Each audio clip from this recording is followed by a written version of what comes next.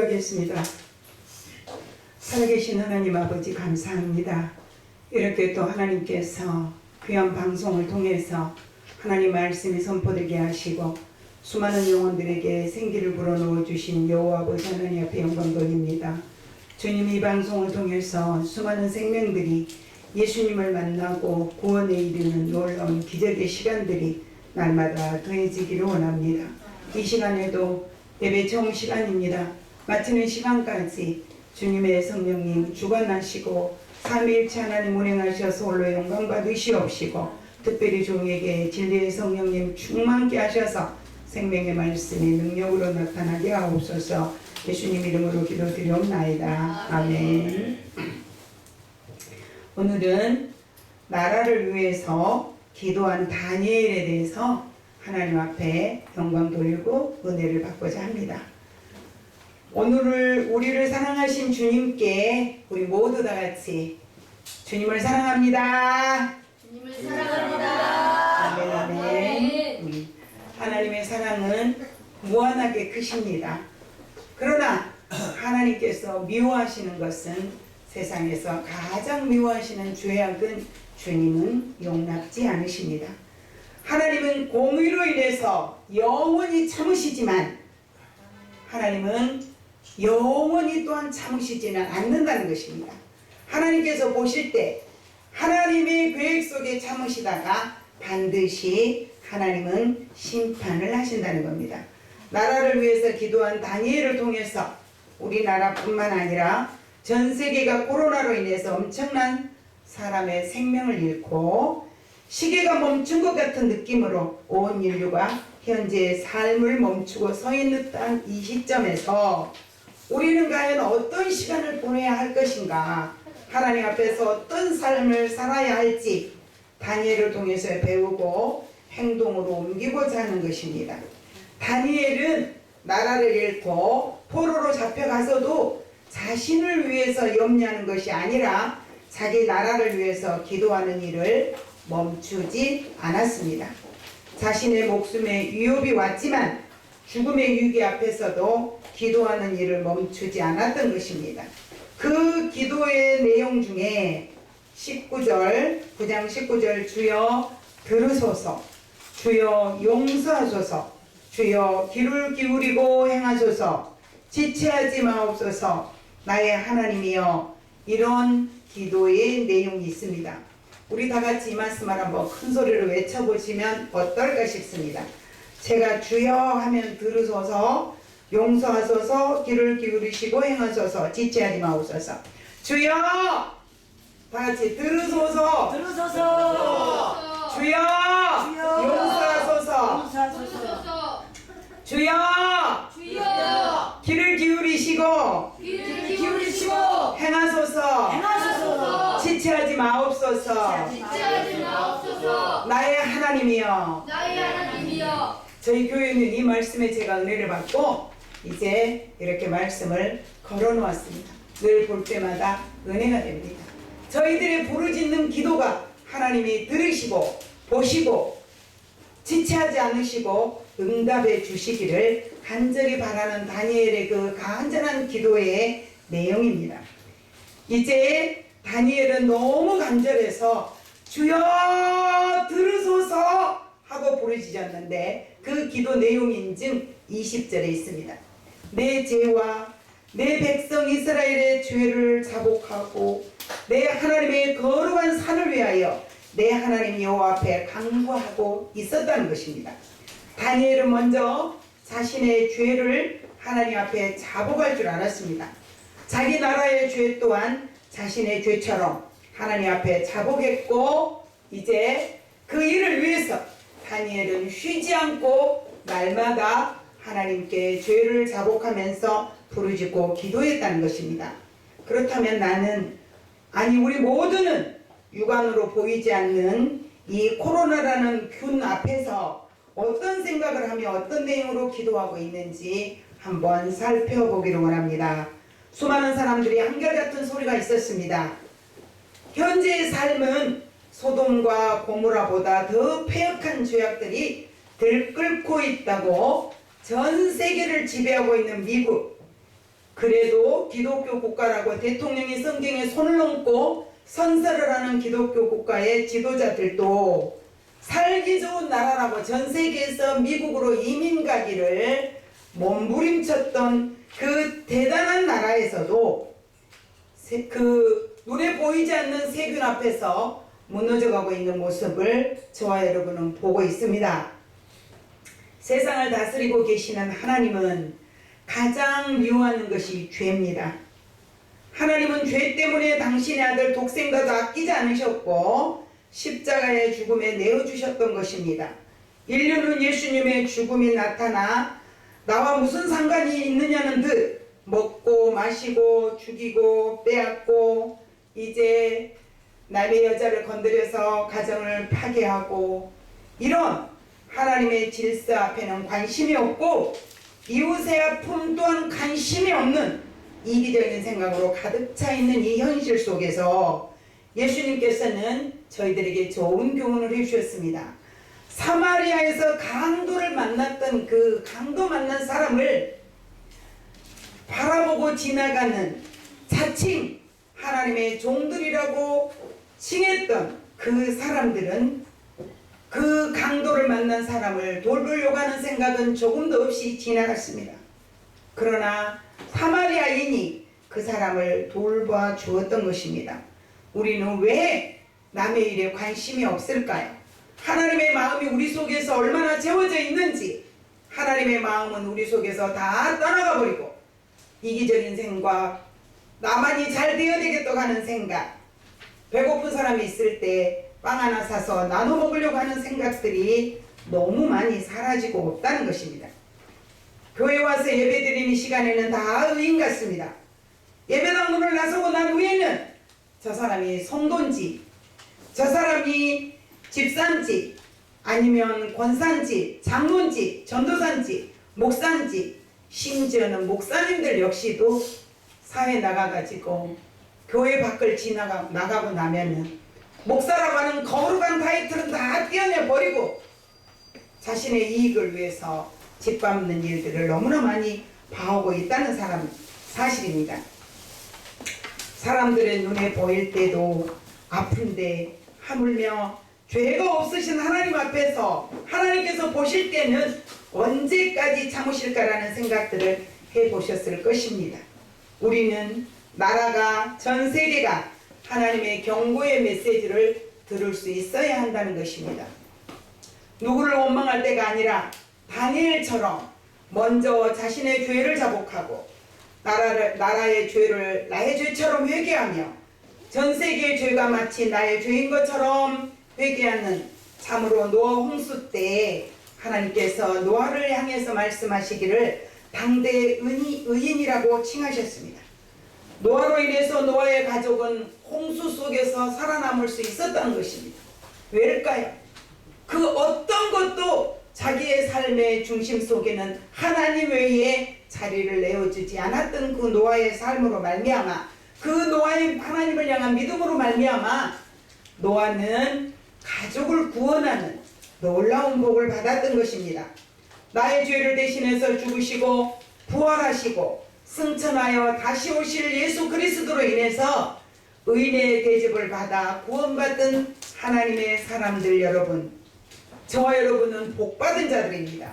하나님께서는 코로나를 통해서 전 세계 앞에 수많은 영혼들을 도둑질해 가고 나는 신천지를 공개해 주셨습니다. 그리고 막아 주셨습니다. 수많은 영혼들을 도둑질하는 신천지 사람의 힘으로 감당하기 힘들었습니다. 저희 교회에서도 제가 전도한 사람이 신천지의 훈련을 받고 뜨끈뜨끈해가지고 올라온 사람을 30년 동안 예수님을 믿지 못하고 엄마 돌아가시고 이제 세상에서 살았다고 해서 저는 전도해서 하나님 앞에 너무 즐거워했습니다. 나를 통해서 하나님도 이렇게 한 양을 구원하셨구나 하고 너무 좋아했습니다. 그 사람은 다른 생각이 있고 다른 계획으로 저희 교회에 들어왔던 것입니다. 그래서 교회에서 가장 열심히 일하고 있는 성도들을 이제 파멸에 몰아넣어 버리더라고요. 교회를 아작아작 밟더란 말입니다. 처음에는 너무너무 잘했습니다. 교회 와서 뭐 둘러보고 일반 성도들이 한 번도 생각해 보지 못했던 걸 눈으로 보고 자기 돈을 갖다가 다 하고 뭐 그냥 당당히 꽃도 뭐 최고의 좋은 꽃으로 갖다 장식을 하고 뭐 그냥 부족한 것이 없이 교회에 이렇게 다 해놓더라고요. 저는 그 사람이 진실인 줄 알았습니다. 결국은 영혼을 도적질해가고 성도들 간에 이간질을 시키고 싸움을 시키고 그래서 교회를 이제 무너뜨리는 무서운 신천지. 전 정말 무서웠습니다. 정말 신천지 그 전라북도 전주에 가면 아예 그냥 신천지라고 큰 건물들을 사가지고 써서 붙여놓고 저는 선거한 줄 알았어요. 보궐선거하는가 했습니다.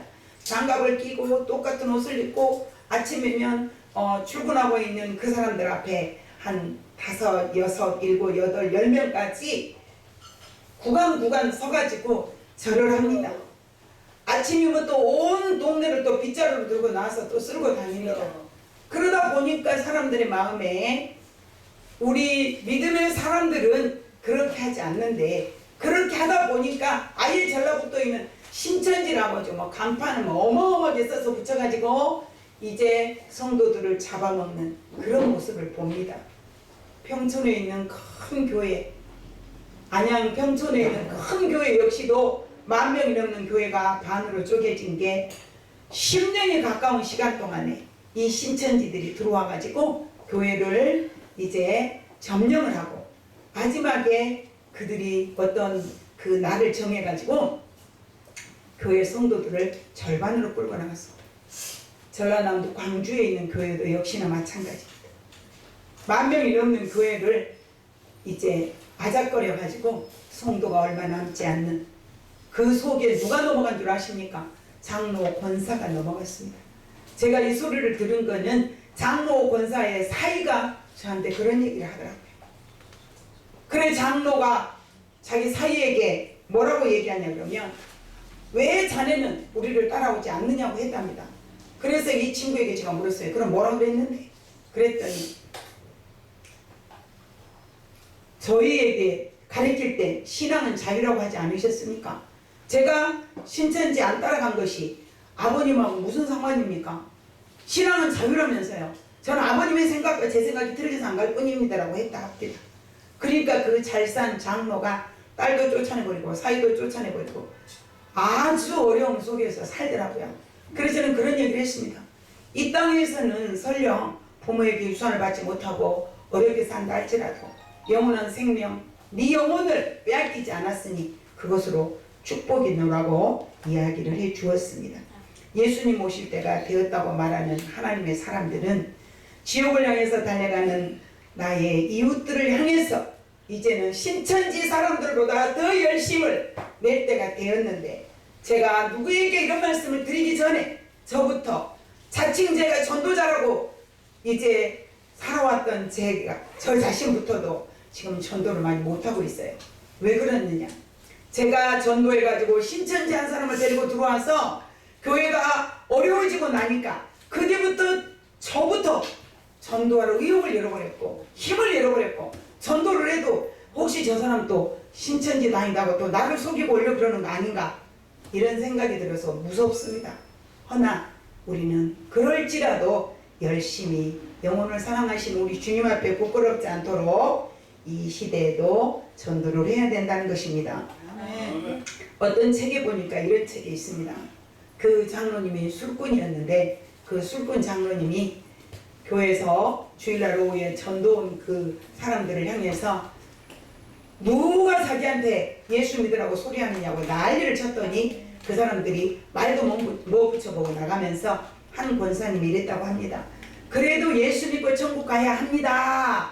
이 소리 한마디 외친 게 하나님은 그 소리를 가지고 그 가정을 구원시켰고 그분을 구원시켜서 그분이 장로가 되었고 하나님께서는 그분이 쓴 책에 뭐라고 써져 있느냐 그러면 깡통을 차고 빌어먹어도 지옥은 가면 안 된다 이런 책을 써서 저는 그 책으로 사람들에게 전도하는데 많이 사용을 했습니다.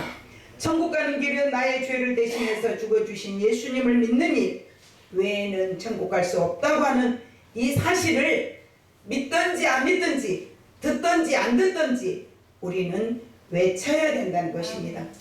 다니엘은 나라를 위해 자기 나라를 위해서 하나님 나라를 위해서 기도할 때 말입니다.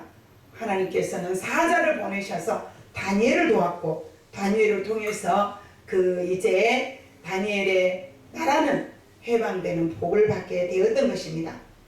대한민국 조그마한 나라, 코로나로 인해서 전 세계에서 위상을 높여주신 하나님께 감사합니다.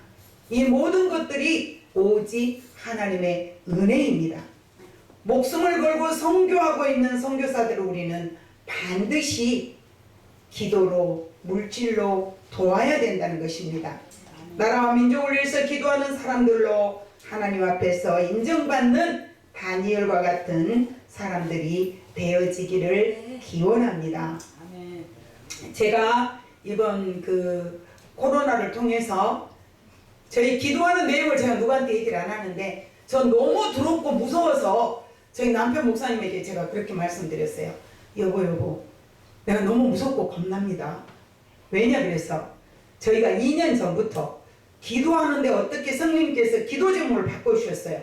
나라와 민족을 위한 기도를 시키시는데 금요 예배를 저희는 이제 성도가 몇 명 되지 않아서 목요일로 예배를 드립니다. 이혼즉 금요일 날은 성도들이 직장 나간 사람들이라 일을 해서 시간이 안 나요. 그래서 저희가 목요일 날 예배를 드리는데, 기도회 때 이렇게 기도했어요. 하나님, 대한민국의 위상을 높여주십시오. 일본이 대한민국을 무시하고 중국이 무시하고 미국이 무시하니 저 큰 나라들 앞에서 대한민국이 불말과 불병으로 지키시는 하나님을 저들의 눈이 열려서 볼 수 있도록 도와주십시오. 이걸 2년 동안 부르짖고 기도했습니다. 우리 성도들에게 기도 제목을 내놓고 계속 이 기도를 시켰습니다. 그런데 어느 날 코로나라고 하는 이 일로 인해서 전 세계에서 위상이 높여진 대한민국을 보면서 무슨 생각을 한 줄 아십니까? 하나님은 이 기도도 들으셔서 온 인류가 하나님 앞에서는 모든 것이 다 속수무책인 것을 알게 하시면서 대한민국의 의사들에게 지혜를 주시고, 또 이제 많은 사람들에게 하나님의 지혜가 임하여서 위상을 높여주시는 하나님께 저는 무한 감사를 드렸습니다. 아멘. 인생에 부인할 수 없는 세 가지. 사람은 반드시 죽습니다. 언제 죽을지 아무도 모릅니다. 죽음 앞에서는 반드시 무서운 심판이 있습니다. 이 심판 앞에 피할 자는 아무도 없습니다. 아멘.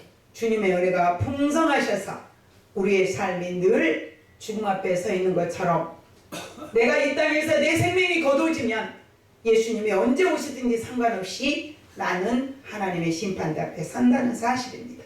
다니엘처럼 나라를 사랑하고 또 영혼을 사랑하고 내 영혼이 잘된 같이 범사가 잘되고 강건한 복을 우리 모두가 받으시기를 주님의 이름으로 축원합니다. 기도하겠습니다. 좋으신 하나님 감사합니다. 다니엘이 나라와 민족을 위해서 기도할 때 주여 들으소서, 주여 용서하소서, 주여 지체하지 마시고 행하여 달라고 부르짖고 기도했던 것처럼 대한민국의 하나님의 사람들이, 전 세계에 흩어져 있는 하나님의 사람들이 코로나가 속히 지나가게 해달라고 부르짖고 기도하고 있습니다. 눈에 보이지 않는 조그마한 세균으로 인해서 전 세계가 멈춰버린 것 같은 이 무서운 하나님의 심판 앞에 그리스도인들이 깨어나게 하여 주시옵소서. 하나님 앞에 죄를 회개할 수 있도록 도와주시옵소서. 특별히 하나님, 대한민국 보이지 않을 만큼 조그마한 나라를 통해서 전 세계의 선교사들을 파송케 하시고, 선교사들이 목숨을 걸고 복음을 위해서 일할 수 있는 복을 주시는 하나님께 영광을 돌립니다. 그들의 삶 속에 하나님이여 코로나로 인해서 어려운 일 당하지 아니하도록 도와주시옵시고, 대한민국의 이상을 높여주신 하나님, 신천지를 드러내서 많은 영혼들을 도적질해 간 그들이 잘못되었음을 알려주신 하나님, 저희도 다니엘처럼 진실한 마음을 가지고 나의 욕심이 아닌 하나님 영광을 위해서 부르짖는 저희들 다 되게 하옵소서. 예수님 이름으로 축복하며 기도드리옵나이다. 아멘.